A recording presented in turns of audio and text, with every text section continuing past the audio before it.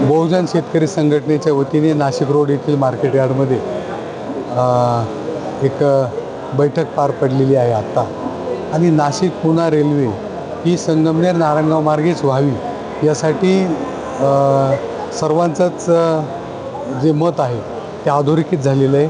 या बैठकीसाठी खास करून आदरणीय आमदार सीमाताई आणि आमदार सरोजताई या दोघी हजर होत्या आणि त्यांनीसुद्धा तेच मत मांडलं।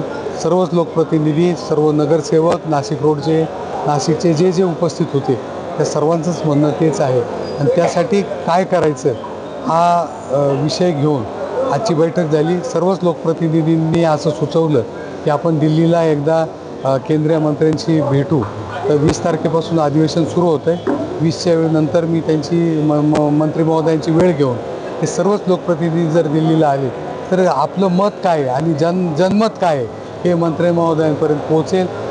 ह्या सर्व रेल्वे लाईनला 50% राज्य सरकारचा निधी आहे आणि 50% केंद्र सरकारचा निधी आहे। त्यामुळे राज्य सरकारचाही निर्णय अतिशय महत्त्वपूर्ण आहे।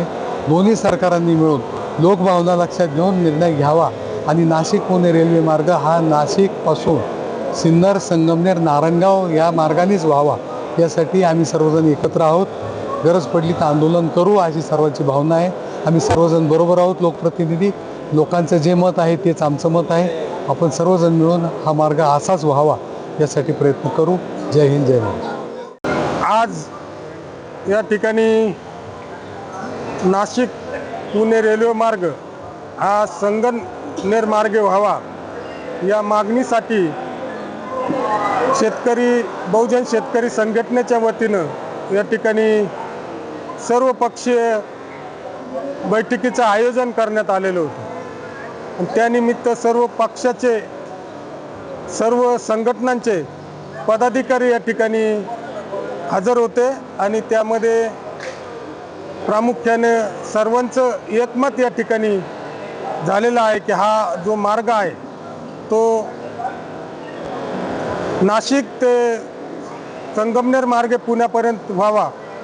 पूर्वी अजितदादांच्या काळामध्ये अजितदादांचा हा एक ड्रीम प्रोजेक्ट होता आणि त्यांनी या ठिकाणी संपूर्ण सर्वेक्षण करून ॲक्विजिशनला सुरुवात पण केलेली होती।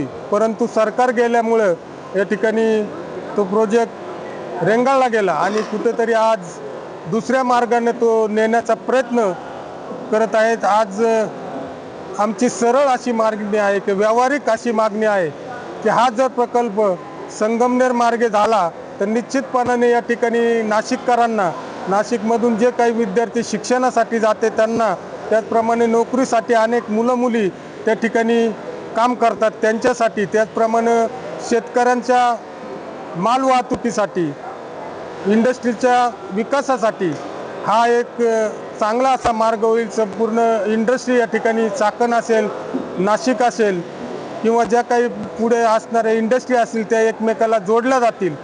निश्चितपणाने हा खऱ्या अर्थानं व्यवहार्य मार्ग या ठिकाणी आहे आणि त्यासाठी आज आमचे अशोकराव खालकर असतील, रमेश आवटे असतील, त्यांचे सर्व सहकारी असतील, त्यांनी या ठिकाणी पुढाकार घेऊन या ठिकाणी सर्व पक्षीय बैठकीचं आयोजन करून अतिशय चांगला असा निर्णय या ठिकाणी घेतलेला आहे। पुढच्या काळामध्ये जर शासनाने या ठिकाणी दखल घेतली नाही तर निश्चितपणानं सर्व पक्षीय बहुजन शेतकरी संघटनेच्या वतीनं सर्व पक्षीय आंदोलन या ठिकाणी, रास्ता रोको असो, रेल्वे रोको असो, हे केल्याशिवाय या ठिकाणी या परिसरातील कार्यकर्ते शांत बसणार नाही।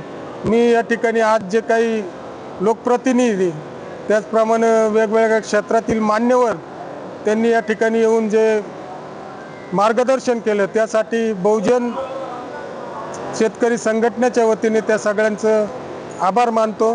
पुढेही आपण सगळ्यांनी या कार्याला शुभेच्छा द्याव्यात, आपल्या शेतकरी संघटनेबरोबर राहावं अशी सगळ्यांना विनंती करतो। थांबतो। जय हिंद, महाराष्ट्र।